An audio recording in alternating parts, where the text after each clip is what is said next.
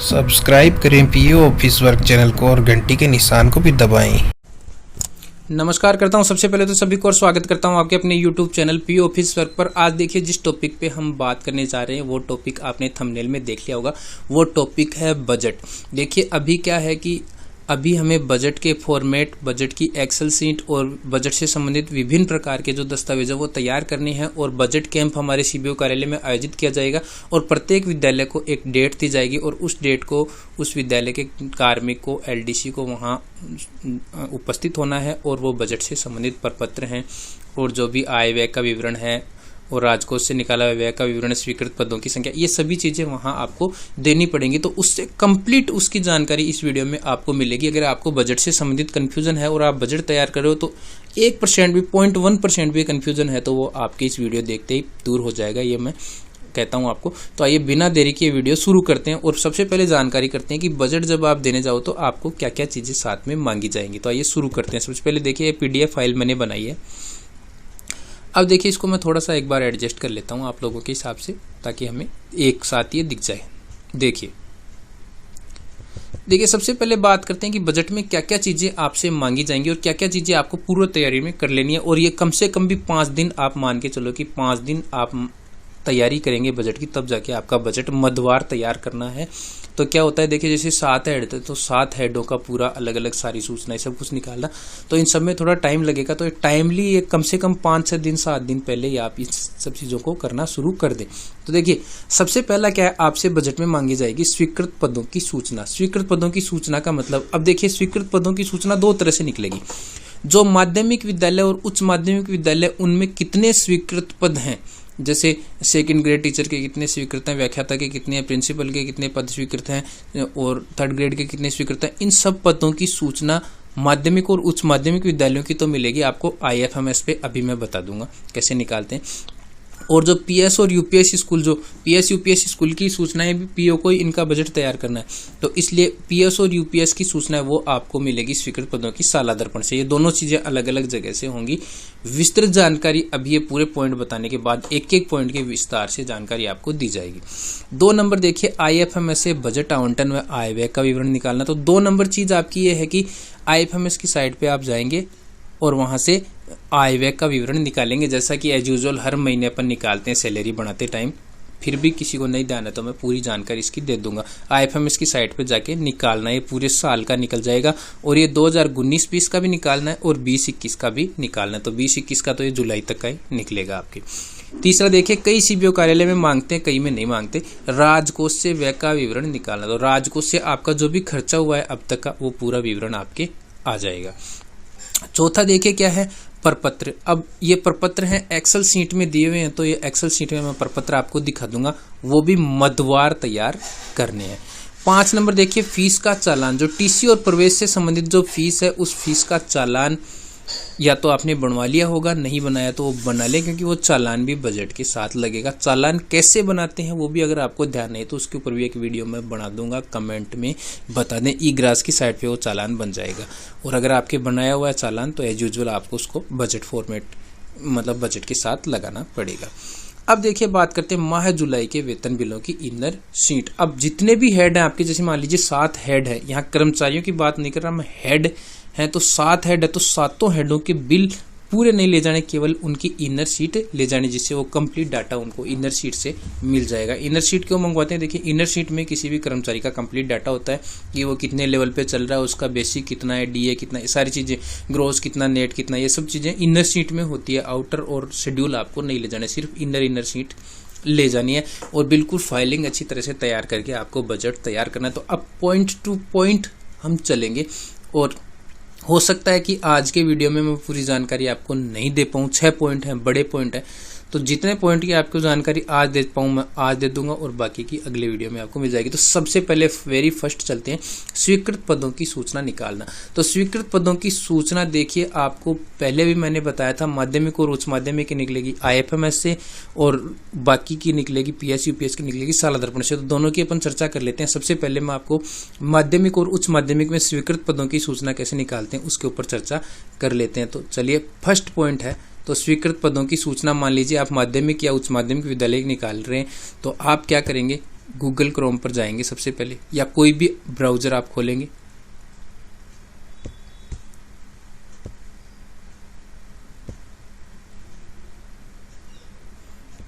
उसके बाद आप टाइप करेंगे IFMS पूरा नाम है इसका, इंटीग्रेटेड फाइनेंशियल मैनेजमेंट सिस्टम। तो इस पर क्लिक कर देंगे, IFMS लिख के क्लिक कर देंगे। अब IFMS पे देखिए इतनी सारी चीज़ें उपलब्ध है। IFMS पे देखिए ट्रेजरी मॉड्यूल, राजकोष जिसको बोलते हैं, पे मैनेजर, ईग्रास, वैम, SSP और स्टाम्प्स, ये सब आप यहाँ से बना सकते हैं। लेकिन अपने को चाहिए बजट से संबंधित जानकारी, स्वीकृत पद मतलब बजट। तो यहाँ बजट पे आप क्लिक कर देंगे और बजट पे जैसे ही क्लिक कर देंगे तो लॉगिन आईडी और पासवर्ड मांगेगा।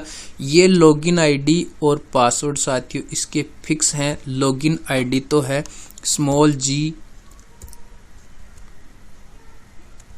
GUEST, ध्यान रखेंगे, लॉगिन आईडी है GUEST और इसके पासवर्ड हैं कैपिटल G और UEST@321, कैपिटल G फिर UEST@321 और उसके बाद आप सिक्योरिटी कोड डाल देंगे और फिर लॉगिन पे क्लिक कर देंगे तो ये आ जाएगा वेलकम टू IFMS। तो अब आप ये यहाँ क्लिक करेंगे फाइनेंस पर। फाइनेंस पर क्लिक करने के बाद देखिए आप इसमें डायरेक्ट चौथे नंबर पे जाएंगे आप, सेंट्रलाइज और डिस्ट्रीब्यूशन विड्रॉ। यहाँ ये देखिए रिपोर्ट लिखी हुई है, यानी फाइनेंस में गए, फाइनेंस में चौथे नंबर पे सेंट्रलाइज डिस्ट्रीब्यूशन विड्रॉ, इसमें रिपोर्ट पर जाएंगे और रिपोर्ट में आगे लिखा है पोस्ट डिटेल ऑफिस वाइज, यहाँ क्लिक कर देंगे। और यहाँ क्लिक करने के बाद आपको बजट हेड भरना नहीं है, सिर्फ ऑफिस आईडी आपकी लगानी है। आपकी ऑफिस आईडी लगाएंगे, आपकी ऑफिस आईडी सिर्फ आपको इसमें साथियों सिर्फ ऑफिस आईडी भरनी है और शो रिपोर्ट पर क्लिक करना है। शो रिपोर्ट पे क्लिक करेंगे तो एक रिपोर्ट डाउनलोड होगी। ये रिपोर्ट आपके डाउनलोड हो चुकी है, इसको मैं खोल लेता हूँ। ये देखिए ये स्वीकृत पदों का विवरण आ गया। ये ऊपर देखिए पूरा कनिष्ठ सहायक के कितने पद हैं, चतुर्थ श्रेणी कर्मचारी के, ये ऊपर पहले देखिए हेड आया, ये आपके आ गया कि सबसे पहले बजट हेड है ये 2202-109-01, ये हेड का नाम है और इस हेड में इतने पद हैं, इस हेड के इतने पद हैं, पूरी स्कूल के नहीं, इस हेड के इतने पद। फिर देखिए फिर दूसरा हेड है, ये थोड़ा सा, ये देखिए ये दूसरा हेड है, ये दूसरे हेड के पद हैं। अब तीसरा हेड, ये तीसरा हेड और ये तीसरे हेड का पद। तो जितने भी हेड हैं वो आपके विद्यालय में जितने भी हेड है वो ऑफिस आईडी लगाते आ जाएंगे और कौन से हेड में कौन कौन से पद स्वीकृत हैं, कौन से मद में कौन कौन से पद स्वीकृत हैं वो इसमें आ जाएंगे। और आप सैलरी बनाते समय भी ध्यान रखिए कि जिस सैलरी पद जिस मद में स्वीकृत है उसी मद में उसकी सैलरी उठनी चाहिए। कई विद्यालयों में ये भी असंगतता पाई जाती है, तो ये नहीं होना चाहिए। तो यहाँ से आप इसको डाउनलोड कर लेंगे और इसका प्रिंट दे देंगे। तो माध्यमिक और उच्च माध्यमिक विद्यालय को स्वीकृत पदों का विवरण कैसे निकालना है, आई थिंक आपको समझ में आ गया होगा। अब बात करते हैं कि ये स्वीकृत पदों का विवरण अपन PS और UPS स्कूलों के लिए स्वीकृत पदों का विवरण तो वो अपने एज यूजुअल साला दर्पण से आप निकालेंगे। तो साला दर्पण खोल लेता हूँ मैं। साला दर्पण से कैसे निकालेंगे उसकी चर्चा अपन करते हैं। लॉगिन कर लेंगे और लॉगिन करने के बाद आप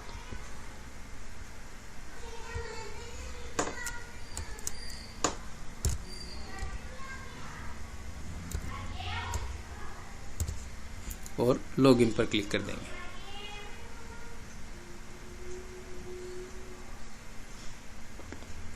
और लॉगिन पर क्लिक करने के बाद आप सीधे जाएंगे PO लॉगिन पर। ये देखिए इसमें PO लॉगिन है, जो PO पर जाएंगे, कहने का मतलब PO लॉगिन पर जाने के बाद फिर आप ऑफिस आपको दिख रहा है, ऑफिस में जाएंगे और ऑफिस में जाएंगे। ऑफिस के बाद एलिमेंट्री स्टाफिंग पैटर्न इसमें जाएंगे और इसके बाद में ये देखिए दिख रहा है sanctioned post and allotted budget head wise post, इसको खोल लेंगे आप।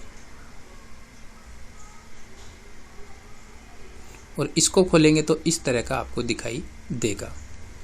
ये रिपोर्ट देखिए सभी आपके PO क्षेत्र में जितने भी स्कूल है सभी का ये हेड वाइज ये आ गया कि कौन किस हेड में। जैसे देखिए यहाँ देखिए BOPO का नाम आ गया, स्कूल का नाम आ गया, पंचायत का नाम आ गया, उस स्कूल के यूडाइस आ गए और पदनाम आ गया और विषय आ गई और बजट मद देखिए कौन सा है जो बजट मद आपके आ चुका है। तो कहने का मतलब इससे ये लिस्ट भी आपको निकालनी है। तो पीएस यूपीएस के स्वीकृत पदों का विवरण आपको साला दर्पण पर से निकालना है और बाकी पदों का विवरण आपको माध्यमिक और उच्च माध्यमिक का आपको आईएफएमएस पर से निकालना है। अब पॉइंट नंबर 2 पर चलते हैं साथियों। पॉइंट नंबर 2 देखिए क्या है अपना। पॉइंट नंबर 1 आपके क्लियर हो गया होगा। सभी के स्वीकृत पदों की सूचना आपको माध्यमिक उच्च माध्यमिक की आईएफएमएस से और बाकी की पीएस यूपीएस की साला दर्पण से। अब 2 नंबर पर आता है आईएफएमएस से बजट आवंटन और आय व्यय विवरण निकालना। तो आईएफएमएस से बजट आवंटन और आय व्यय विवरण कैसे निकालेंगे उसकी चर्चा करेंगे हम। तो इसके लिए अपन क्या करेंगे, देखिए आईएफएमएस खोलेंगे, यानी आय व्यय का विवरण आईएफएमएस से कैसे निकालेंगे, किसी भी साल का निकाल सकते हैं आप। तो देखिए इसमें आप क्या करेंगे, आप आईएफएमएस खोलेंगे सबसे पहले, वापस वही तरीका आईएफएमएस के आईडी पासवर्ड दोबारा से मैं बता दूंगा क्या लगाने होते हैं, जो अगर आपने पीछे मिस कर दिया वीडियो तो दोबारा से देख लेना।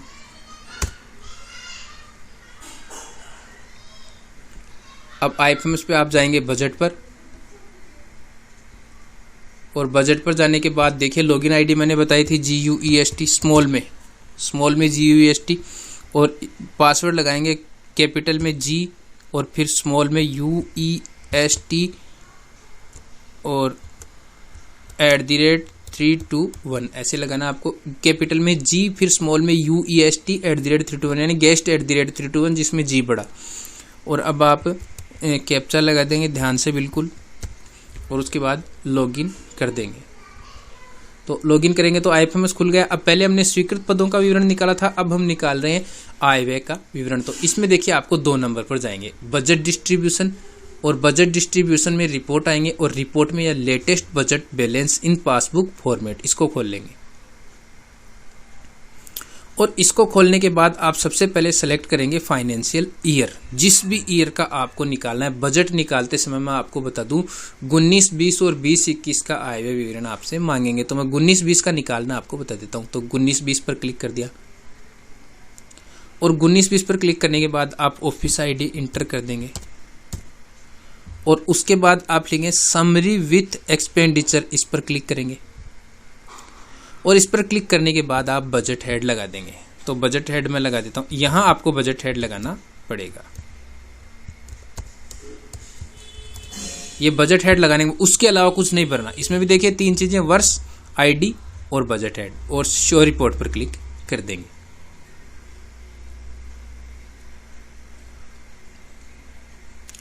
और शो रिपोर्ट पर क्लिक करेंगे तो ये रिपोर्ट आपके आ गई। तो ये देखिए जो बजट हेड आपने लगाया उस बजट हेड का 2019-20 का आय व्यय का विवरण ये आपके निकल करके आ गया। देखिए नीचे, सॉरी ऊपर चलेंगे अपन, तो ये 2019-20 देखिए ऊपर लिखा हुआ फाइनेंशियल ईयर 2019-20 और हेड का नाम लिखा हुआ।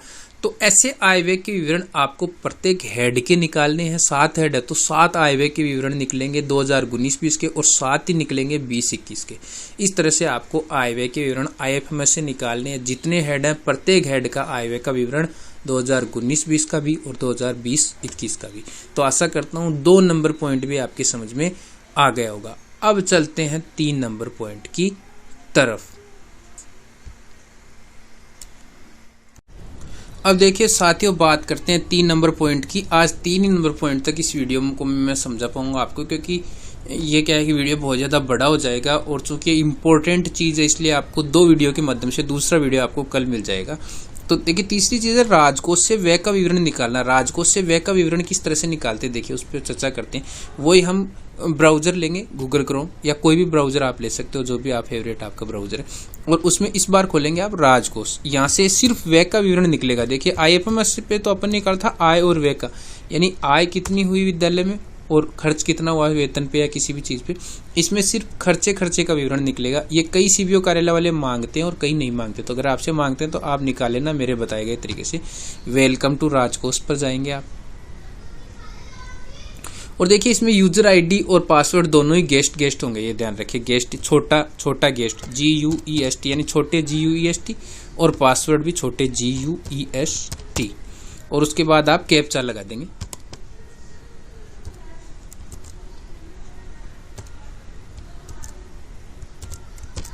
और उसके बाद आप लॉगिन पर क्लिक कर देंगे।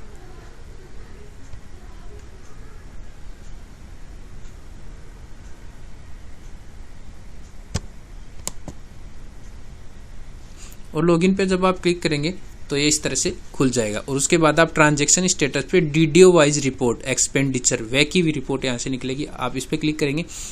फ्रॉम डेट तो इस साल का आपको निकालना है, तो इस साल का कंप्लीट आप निकालेंगे 1 अप्रैल से ही आप निकालेंगे, ध्यान रखें। इस साल का निकालेंगे तो 1 अप्रैल ही आपको डेट दे देनी है और 1 अप्रैल से और आपके जैसे जुलाई तक का निकाल लेंगे आप, 31 जुलाई यहाँ लिख देंगे। इस साल का 1 अप्रैल से 31 जुलाई तक का, और पिछले साल का 1 अप्रैल से और 31 मार्च तक का। और यहाँ आपकी जो भी ट्रेजरी है उसका नाम लिख देंगे, जिला ट्रेजरी का ही नाम नॉर्मल इसमें आएगा। यहाँ क्राइटेरिया में आप कर देंगे डीडीओ कोड और वैल्यू में आप अपने डीडीओ कोड लगा देंगे।